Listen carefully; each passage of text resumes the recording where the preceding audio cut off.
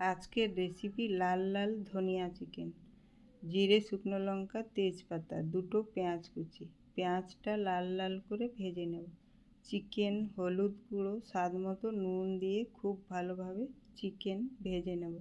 চিকেনের থেকে তেল ছেড়ে দিলেই আদা, রসুন, কাঁচা লঙ্কা, গরম মশলা বাটা, টমেটো কাটা, মিক্স মশলার গুঁড়ো, ধনে গুঁড়ো দিয়ে নেড়ে চেড়ে ভালোভাবে মিশিয়ে নেব। এরপর কাশ্মীরি লাল লঙ্কার গুঁড়ো, কসুরি মেথি দিয়ে 5 মিনিট মতো চিকেনটা খুব ভালোভাবে এইভাবে কষাতে থাকব।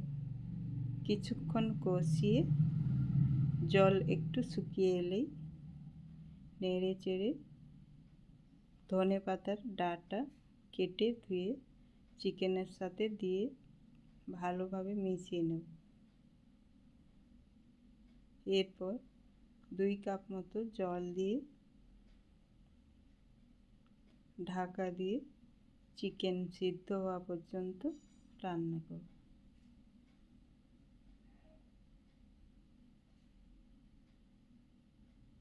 কিছুক্ষণ পর ঝোল একটু শুকিয়ে এলেই মাখো মাখো করে নামিয়ে নেব।